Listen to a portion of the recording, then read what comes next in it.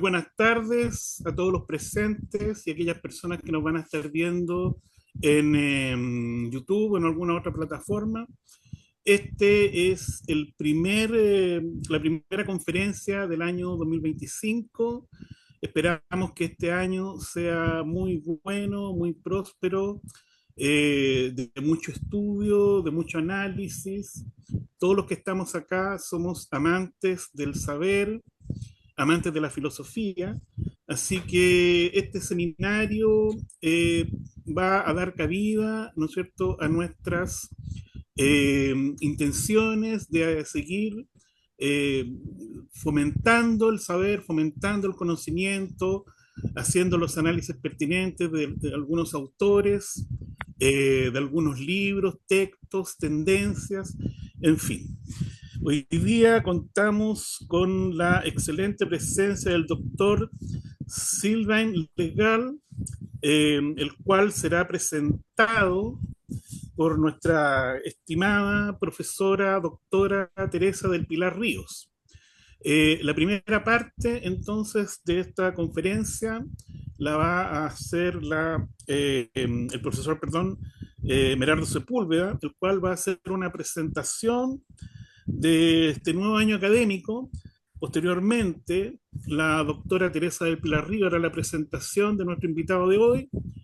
Posteriormente habrá un breve descanso y la tercera parte del día de hoy vendrán propiamente tal el seminario, preguntas, respuestas y todo lo que tenga que ver con nuestra evolución intelectual y filosófica. Así que dejo con ustedes a don Merardo Sepúlveda. Muchas gracias. Muchas gracias, Iván. Un saludo muy afectuoso a los presentes hoy. Un gusto de recibirlos en esta primera conferencia del año 2025. De manera muy especial saludamos también a las personas que van a ver estas conferencias, no solo la de hoy, sino todas las demás, a través de nuestras redes sociales, nuestra página web y nuestro canal de YouTube. Quiero contarles para iniciar el año que este año tenemos una nueva estructura académica. Hemos reorganizado nuestro grupo. Ustedes van a ver en el organigrama en nuestra página web que hay cargos ahora, hay departamentos, con personas con distintas responsabilidades. Así también distribuimos el trabajo del grupo y podemos abarcar y ser más eficientes en cada una de las áreas a las que nos vamos a abocar. Y así como tenemos también una renovada estructura académica, tenemos también un nuevo sitio web y nuestra página web. Además del sitio de YouTube, que sigue siendo el mismo, tenemos ahora una página web nueva que inauguramos, está en el sitio www.cifs.com. Y además de esta novedad de nuestra nueva página web, tenemos también una novedad muy importante, que es la de sumamos al CIFS a un equipo de traductores. Nuestra presencia en el mundo académico y la importancia que hemos ido adquiriendo como agrupación a través de los años ha atraído a exponentes de otros países y ahora incluso también a exponentes en otros idiomas. De manera que nos hemos visto en la necesidad de crear este departamento de traductores. Así tenemos dos nuevos lenguajes que podemos incorporar y tenemos también a personas capaces de poder hacer las traducciones correspondientes para que el exponente se sienta cómodo en su lengua y no tenga que hacer también la traducción si eso le cuesta mucho. Así entonces tenemos la posibilidad de traducir a los exponentes en italiano. Hay dos profesoras que se manejan en el italiano, pues han pasado tiempo en Italia, por lo tanto pueden traducir y hablan el idioma fluidamente. Y tenemos también para el caso de hoy a un traductor de francés a español, al que voy a presentar a continuación. Solo eh, quiero decirles que el traductor de hoy hace su debut también como traductor y como miembro nuevo de nuestro Seminario Internacional de Filosofía, Ciencias y Humanidades. Él es el señor Ibrahim Coulibaly. Le cuento brevemente que Ibrahim nació el 5 de mayo de 2001 en Dianra, en Costa de Marfil. Tiene 23 años y es licenciado en español como lengua extranjera y que ya ha publicado su primer libro, que lleva por título El destino de Sinan. Así es que, sin más, dejo presentado al nuevo traductor y dejo también inaugurado este año de conferencias 2025.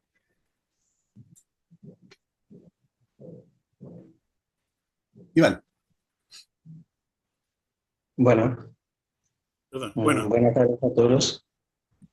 está hablando Con- Silvia. Ah, Ibrahim. Perdón, Ibrahim. Saluda tú, después continúo yo. bueno, saludo a cada uno y bueno, es un honor para mí encontrarme con, bueno, estas personas eminentes y bueno, profesores de filosofía, todo esto. Es un placer para mí hacer parte de, bueno, este encuentro, esta conferencia y trabajar sobre todo como traductor del francés, bueno, yo diría del español hacia el francés. Y bueno, es un placer y espero que todo pase bien, perfectamente bien y que todos podamos retener muchísimas buenas cositas y bueno, todo esto. Ya. Bueno, gracias. Ya. Muchas gracias, Ibrahim. Ahora cedo la palabra a la doctora Teresa del Pilar para que haga la presentación de nuestro invitado de hoy. Adelante, Teresa. Muchas gracias, profesor Iván. Buenas tardes a todos.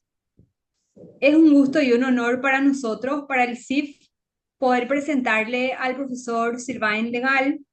Mi pronunciación es un poco españolizado. Nuestro invitado es doctor en lingüística por la Universidad de Bretaña Occidental, Francia, profesor de educación nacional francesa en un instituto de enseñanza secundaria del Grupo de La Salle. Es también profesor asociado en la Universidad Católica del Este, en donde imparte las clases de gramática, retórica y lingüística francesa para las carreras de licenciatura de Ciencias de la Educación y Magisterio.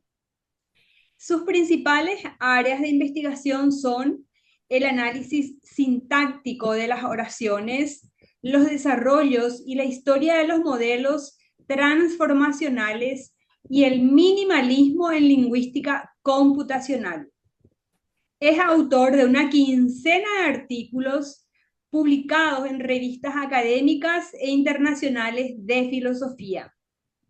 Ha ofrecido además contribuciones al estudio lógico y semántico de la paradoja del mentiroso, así como al estudio del tratamiento modal de la prueba ontológica de San Anselmo.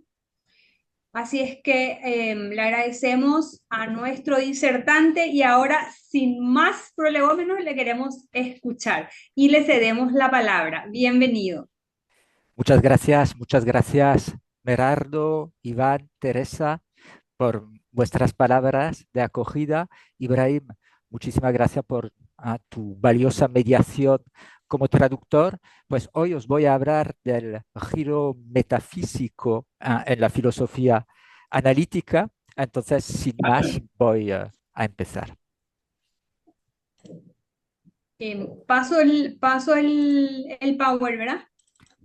De acuerdo, Teresa, si tú puedes pasar el PowerPoint, es Ahí perfecto. Alors, he preparado un PowerPoint para ilustrar un poco la comunicación de esta tarde, cuyo título es El giro metafísico de la filosofía analítica. Vamos a empezar contextualizando la filosofía analítica y sus metas fundacionales. Y luego me centraré en tres hechos que considero como fundacionales de este giro metafísico.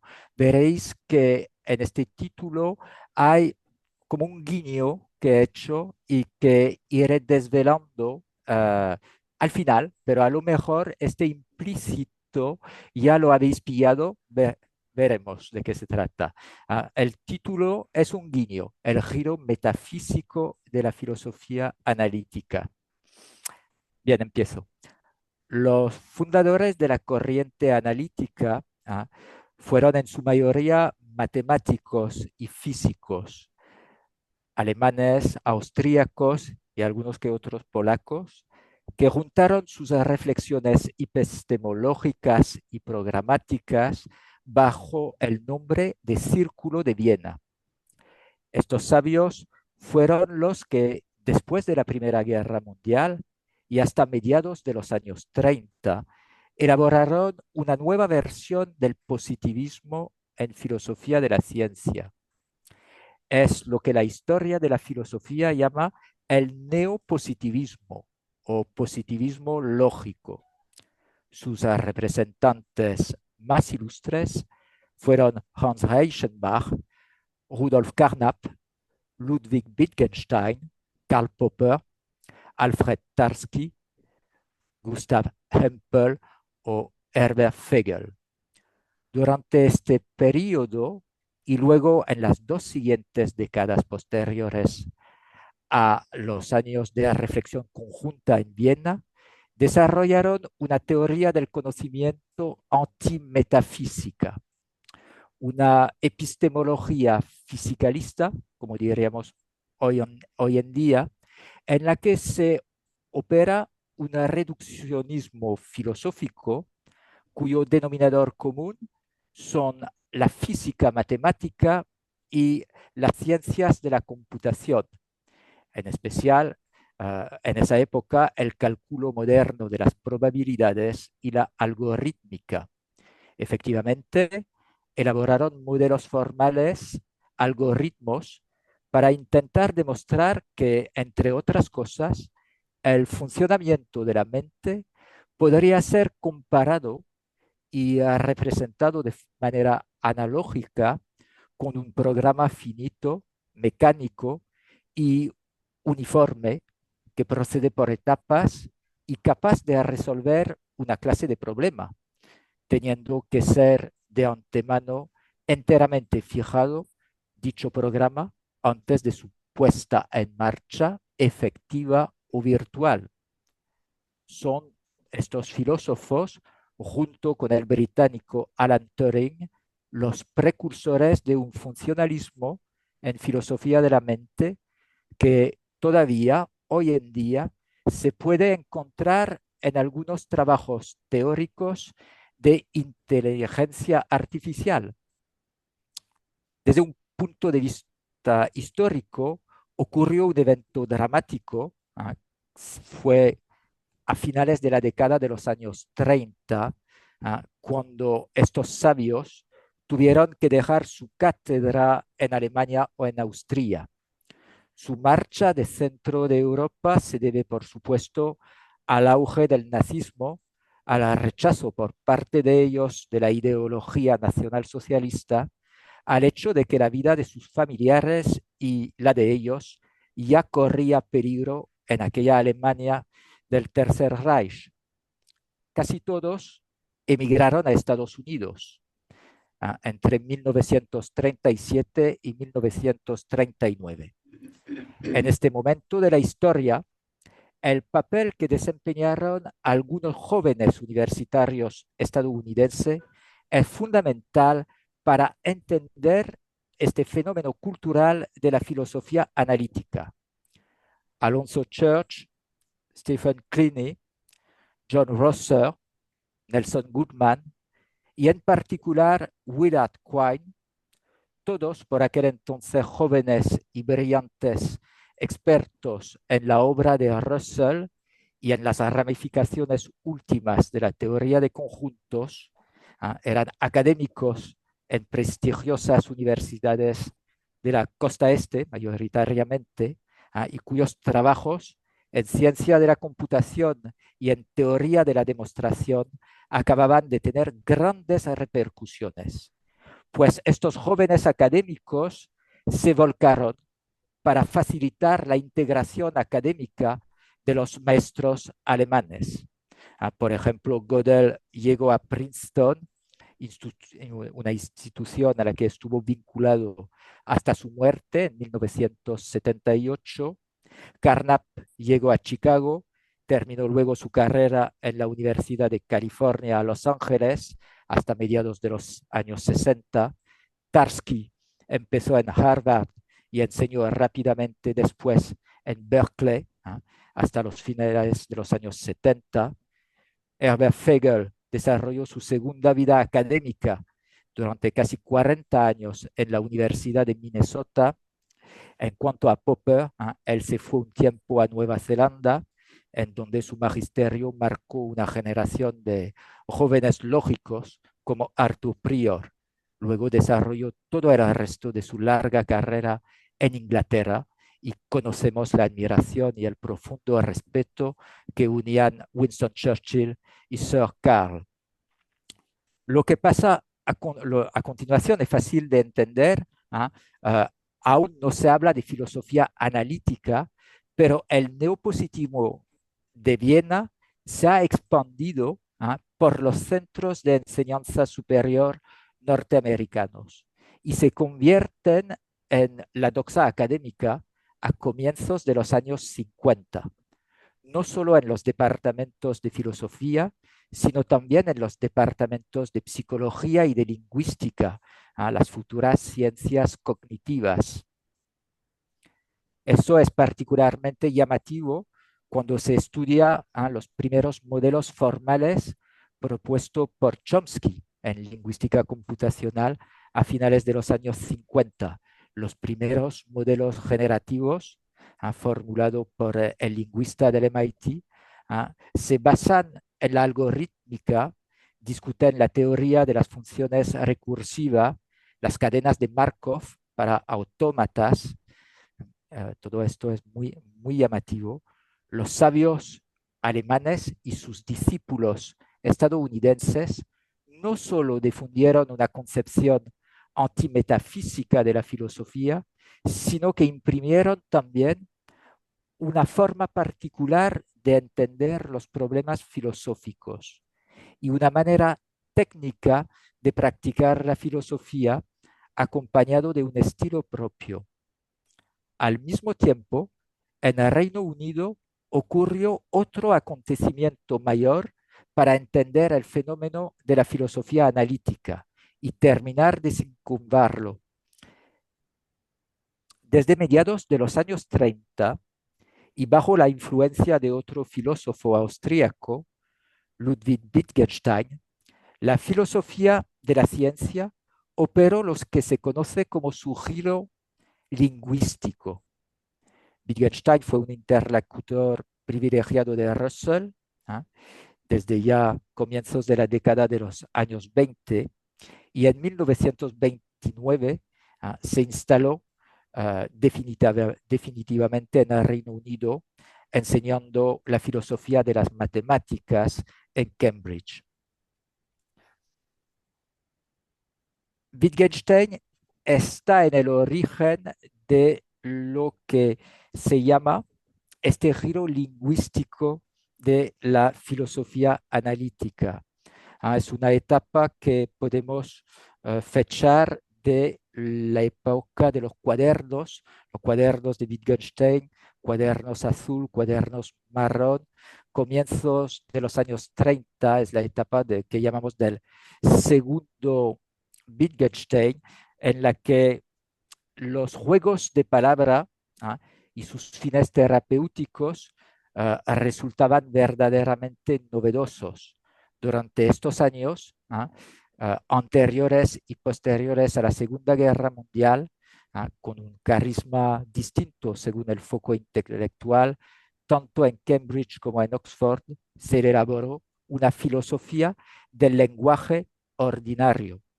Alors, este enfoque es interesante porque elaboraron una filosofía antimetafísica en el que el análisis semántico y pragmático de nuestro lenguaje cotidiano y de sus intenciones de comunicación, pues debía ser una manera de despejar las opacidades de aquellos términos o enunciados que enturbian nuestro acceso a la verdad.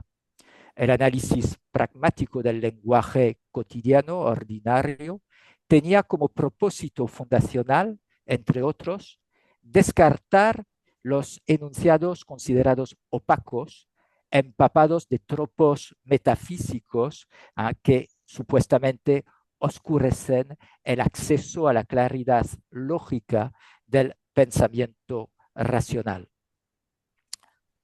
Desde ahora en adelante voy a centrarme en los tres acontecimientos que podemos considerar como claves para poder hablar de un giro metafísico en la filosofía analítica. El primero de ellos lo protagoniza una joven matemática estadounidense de apenas 25 años, nacido en el Bronx y recién doctorada por la Universidad de Yale. Con su artículo de apenas 3 páginas, Ruth Barkan va a ser posiblemente la primera que va a realizar este giro metafísico.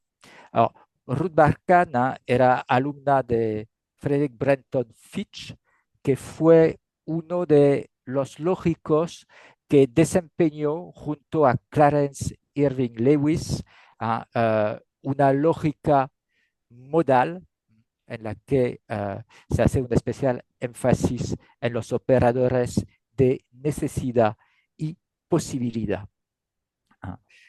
La tradición norteamericana propone muchas veces a Irving Lewis como el fundador de la lógica modal moderna, y es verdad que desde Estados Unidos, por ejemplo, Quine contribuyó mucho a forjar esta historia de la filosofía de la lógica, pero también, a mi entender, resulta interesante ver cómo otros focos que los norteamericanos desarrollaron también una lógica modal.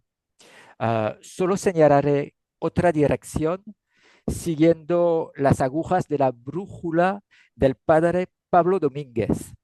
Pablo Domínguez, también para mí una forma de honorar aquí su figura, era un gran especialista español de la lógica modal y un apasionado de montañismo. Desgraciadamente, esta afición le costó la vida con un poco más de 40 años cuando ascendía al Moncayo. En sus estudios, Domínguez apunta hacia también un origen continental, especialmente polaco, de la lógica modal. Y Domínguez habla de la importancia de la escuela de Leópolis, Lvov, o la de Cracovia en el desarrollo de este tipo de lógica y concretamente la figura de Lukasiewicz.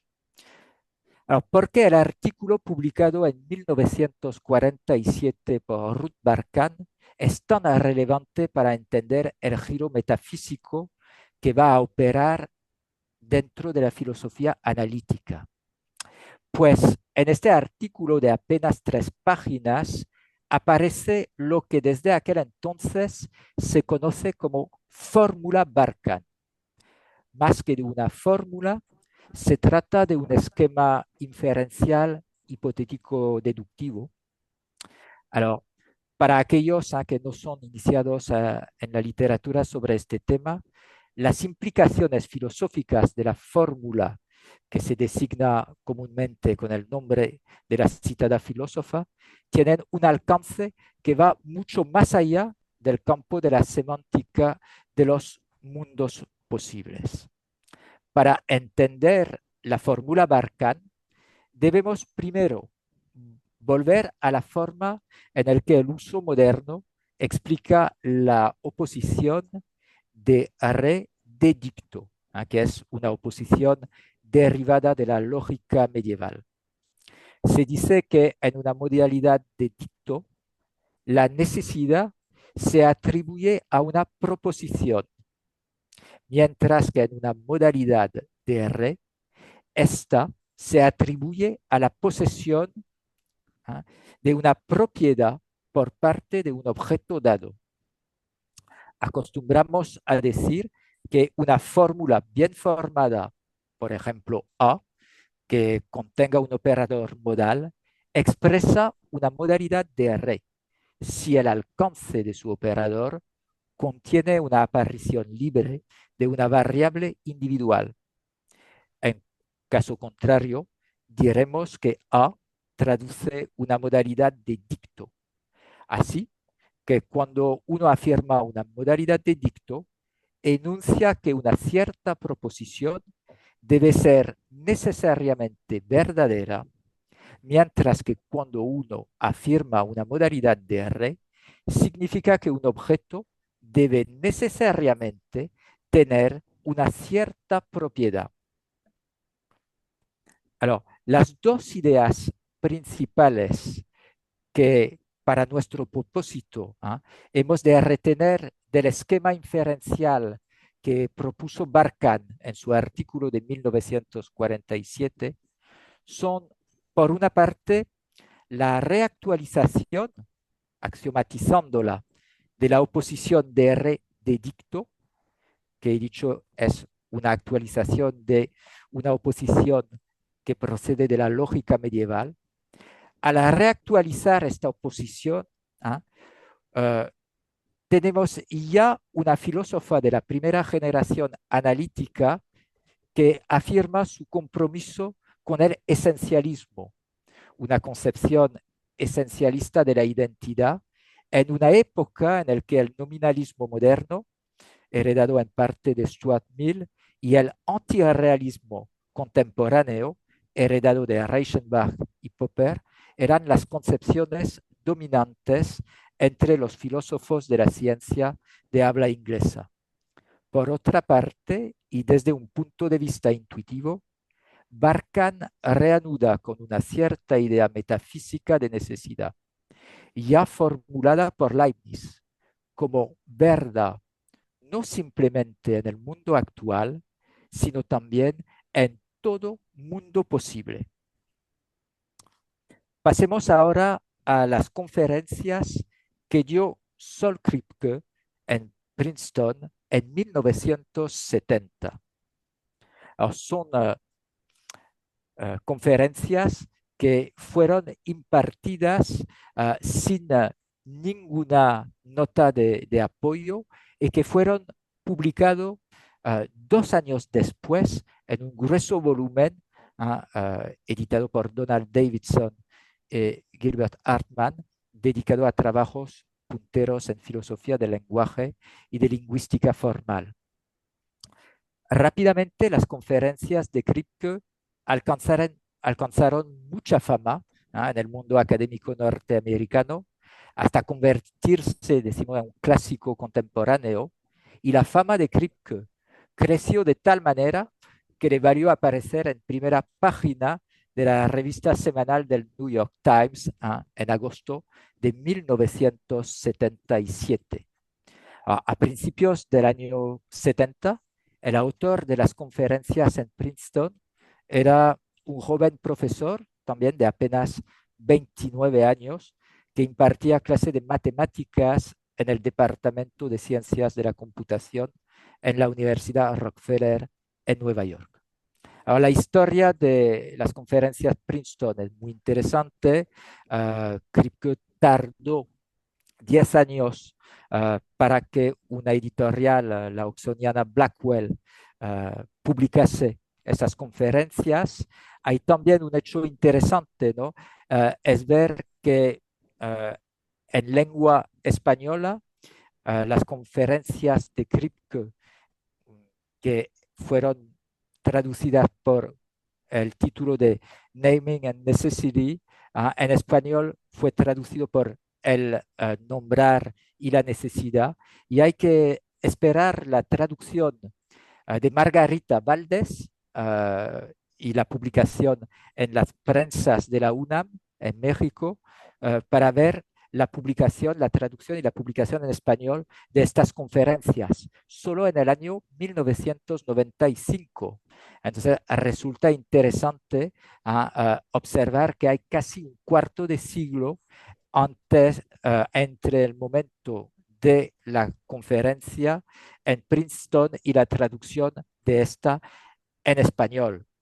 Ahora, por supuesto, no significa que en el mundo filosófico hispanohablante no se conocían estas conferencias, pero a lo mejor esto demuestra que había otras tradiciones que dominaban más el debate filosófico y el interés también filosófico, tanto en Francia como en España, en los años 80, ¿no? Ahora no me voy a tardar más sobre la historia de la publicación de estas conferencias. Vamos al grano. Kripke nos cuenta en el apéndice de su libro, de las conferencias, que las ideas que desarrolló de forma tan desenfadada en sus conferencias habían ya sido formuladas a comienzos de los años 60, de 1963 y 1964. Y era un tipo de trabajo lógico formal en teoría de modelos. Concretamente, por aquel entonces, Kripke estaba elaborando una semántica formal de los mundos posibles para un tratamiento de lógica modal cuantificada. Y es este trabajo formal que le sirvió para sus conferencias.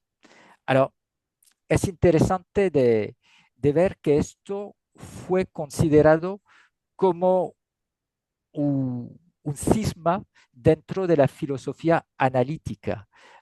Hilary Putnam, por ejemplo, cuenta que la polémica llegó con estas conferencias porque Kripke se vanaglorió, se jactó de haber encontrado de forma intuitiva una necesidad más fuerte que la necesidad física. Y que esta necesidad, según las palabras de Kripke, era una noción que no participaba del conocimiento científico, sino de la metafísica en un sentido nada trivial. Se trataba, pues, del descubrimiento, la revelación de un tipo de necesidad más fuerte que la necesidad física.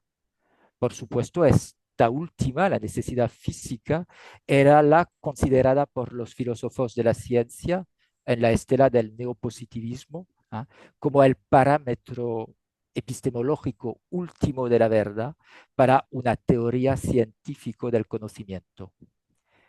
Alors, Kripke, en estas conferencias, resta cualquier tipo de validez al argumento que consiste en creer que la inexistencia de tal y tal individuo sería un hecho accidental y que entonces habría algo consistente en la inferencia existencial según la cual lo que resulta concebible podría, en algunos casos y bajo algunos aspectos específicos, resultar posible.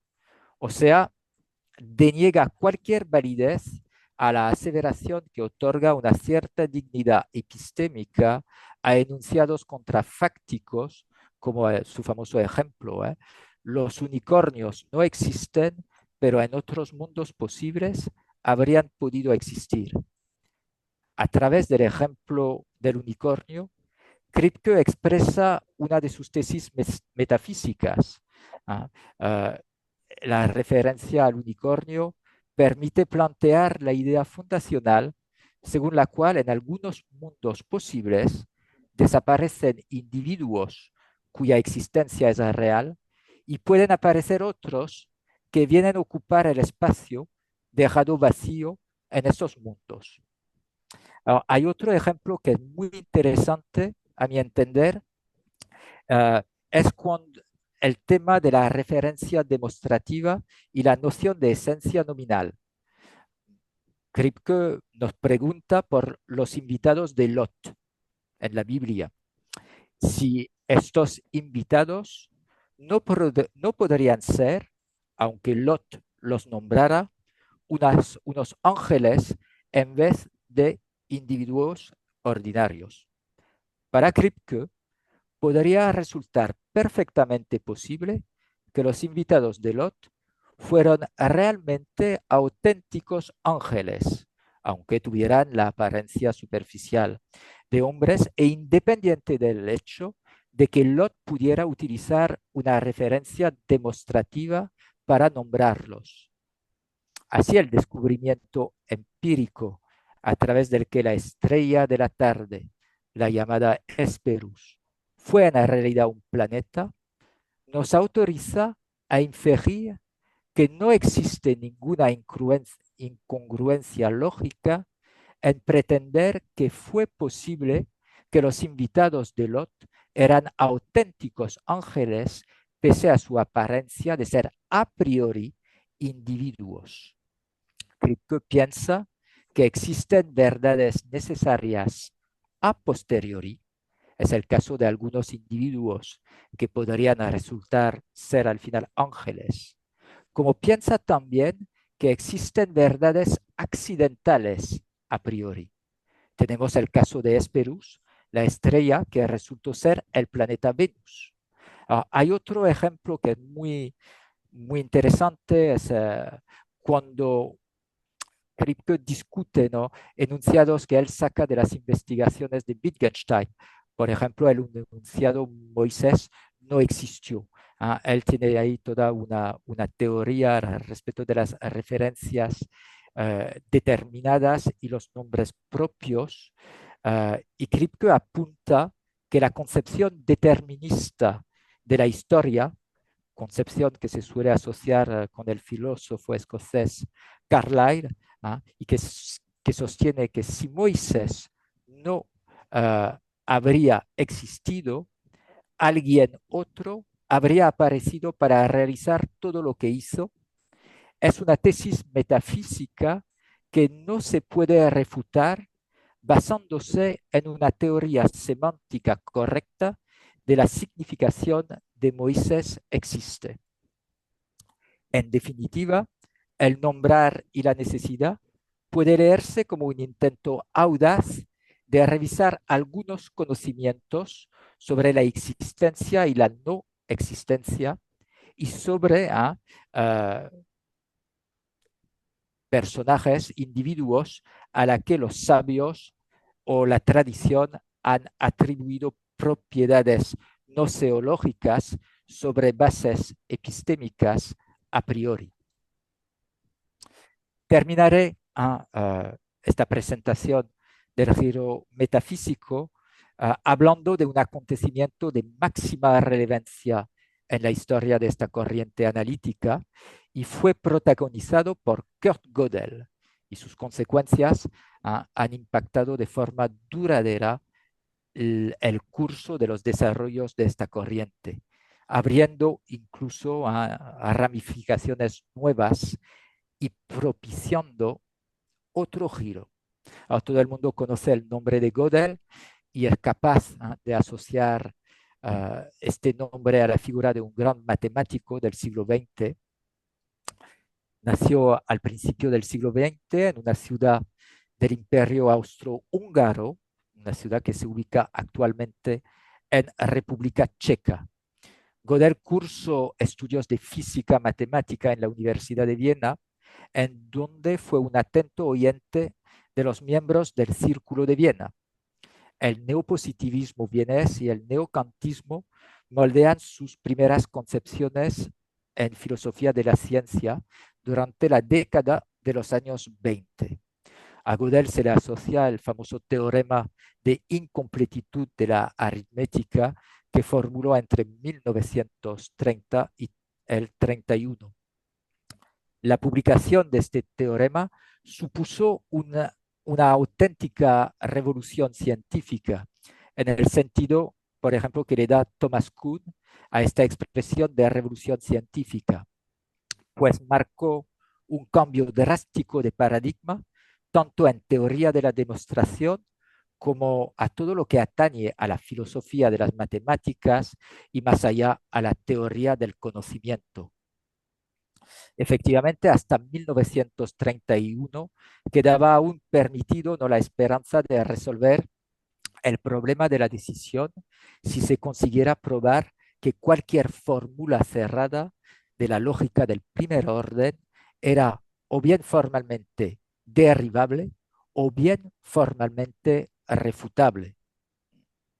De hecho, un año antes de que Gödel propusiera su demostración de la incompletitud, Pressburger estableció la decidibilidad de una aritmética de primer orden sin la multiplicación mediante la completitud sintáctica por eliminación de los cuantificadores y la enumerabilidad recursiva. Es lo que hoy en día está conocido como teorema de Strum. Alors, el impacto del teorema de Gödel fue de tal magnitud que a partir del año 44, a partir del año 34, perdón, Gödel empezó a impartir su enseñanza como profesor visitante en el Centro de Estudios Avanzados de Princeton. De hecho, recordamos a Kripke durante sus conferencias de enero de 1970, preguntándose maliciosamente si el profesor Gödel estuviera tal vez entre los oyentes. En Princeton, Gödel tendrá largos y fructíferos diálogos con Albert Einstein, esos intercambios peripatéticos, pues los dos sabios solían pasear juntos por las alamedas del campus de Princeton, y estos diálogos con Einstein tuvieron profunda resonancia en el desarrollo de la comprensión cosmológica que tenía Gödel del universo y de sus leyes de funcionamiento. También tenemos valiosos testimonios de su alumno colaborador, Hao Wang, también un gran matemático de la segunda parte del siglo XX, corrector de la lógica matemática de Quine, que nos cuenta su relación intelectual con Gödel. Sabemos que desde el año 40, Gödel estaba reflexionando en una axiomatización de la prueba ontológica de la existencia de Dios. En la historia de la filosofía existen unas cuantas pruebas ontológicas, pero no en el lenguaje lógico formal. Gödel reflexionó sobre este tema durante 30 años. A comienzo del año 1970, el joven matemático californiano Dana Scott tuvo el permiso de parte de Gödel de copiar una versión de la prueba. Alors, aunque ligeramente distinta de la que fue publicada unos años después de la muerte de Gödel, en el año 87, la versión de Dana Scott constituye el documento sobre el cual se ha asentado la discusión alrededor de la prueba de Gödel durante por lo menos toda la década de los años 70 y hasta mediados de los 80. El propósito que animaba Gödel no era teológico. No se trata de leer esta prueba como una demostración cuyo fin sería probar la existencia de Dios.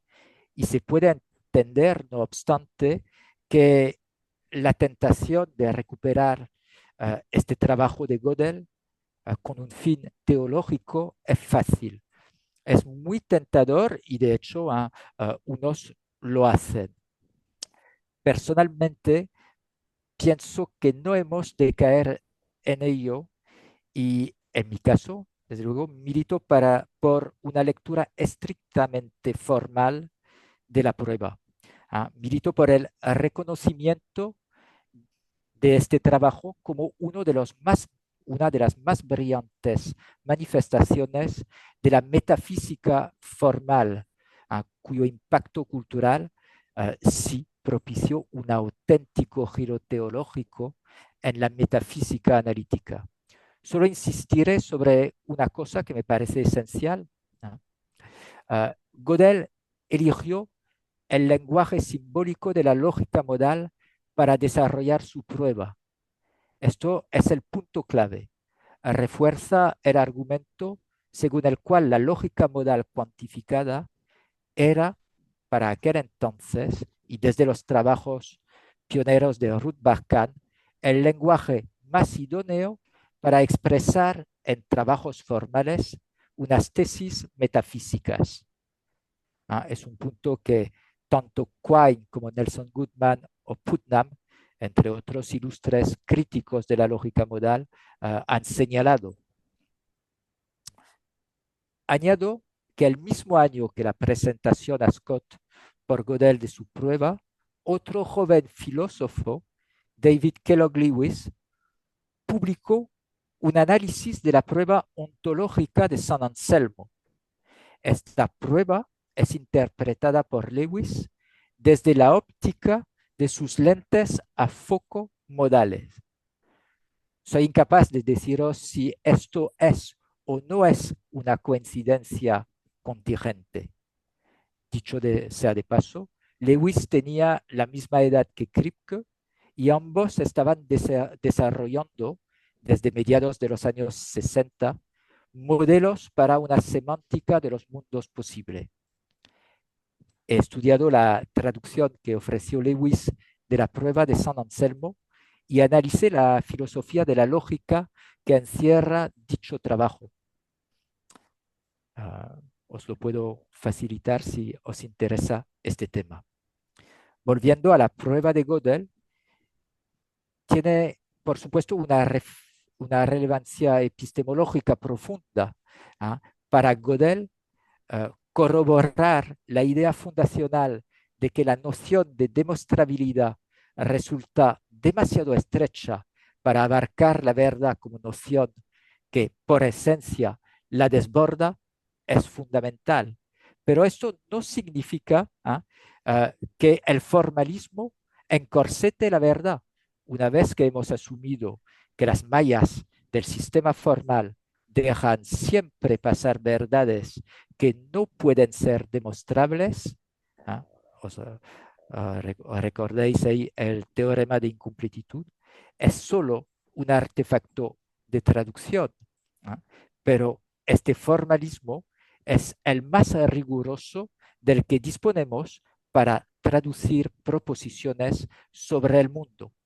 De ahí se entiende que para Gödel no existe entonces ninguna incompatibilidad en seguir privilegiando un sistema formal axiomatizado para expresar una prueba ontológica.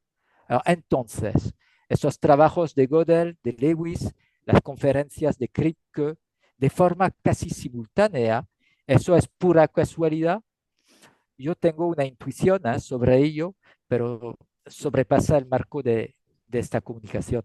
Desde luego, está clarísimo que la lógica modal cuantificada ha sido el vector privilegiado de expresión de tesis metafísicas dentro de la filosofía analítica.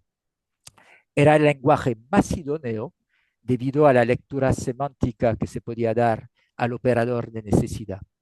Incluso la duplicación de este en algunos sistemas permite unas semánticas de un tipo forcing. Y ahí sería muy interesante estudiar el paralelismo con la demostración que hizo Paul Cohen y su semántica forcing y el trabajo de Gödel que inspiró a Cohen. Se trata concretamente de notas que tomó Gödel para su curso del año 38-39. Estaba en el Centro de Estudios Avanzados. Y estas notas giran en torno a la consistencia de la hipótesis del continuo. Cohen demostró en el año 63 que la hipótesis del continuo de Cantor no podía probarse a partir de axiomas estándar en teoría de conjuntos. Y el matemático de Nueva Jersey, que fue galardonado con la medalla Field en el año 1966, reconoce que todo el desarrollo formal que realizó Gödel 20 años antes en torno a esta reflexión ontológica le ha servido en su demostración, luego hablando de la hipótesis del continuo. Y también, a lo mejor no es casualidad de que el matemático Paul Cohen había trabajado anteriormente entre el año 59 y el año 61 en este Centro de Estudios Avanzados de Princeton y, por supuesto, intercambiado con el gran lógico austríaco. Termino con las conclusiones que son muy sintéticas y que podemos sacar de lo que he dicho a lo largo de esta comunicación. Los antecedentes antimetafísicos, que son procedentes del positivismo lógico y su variante británica, cimentaron las fundaciones de la filosofía analítica por lo menos hasta los años 60. Se expresaron a través de concepciones refinadas que actualizaban o reactualizaban, mejor dicho, el nominalismo y el antirrealismo. La filosofía de Quine constituye un paradigma de esta tendencia dominadora en los años 50 y 60. Luego la fórmula Barkhane, las conferencias de Kripke y la prueba ontológica de Gödel son hitos filosóficos ya que marcan un giro metafísico en esta corriente analítica. Su modo de expresión formal fue el lenguaje simbólico de la lógica modal cuantificada. Rehabilitaron el esencialismo y el realismo. Estas concepciones se convirtieron en el nuevo paradigma analítico en los años 70 y 80. Recordemos que cuando falleció al comienzo del siglo XXI, el filósofo analítico David Lewis era considerado para muchos como la máxima autoridad en metafísica. Es un giro inaudito e inesperado a primera vista si contemplamos las metas iniciales que animaban a los primeros filósofos analíticos. Muchas gracias por vuestra atención.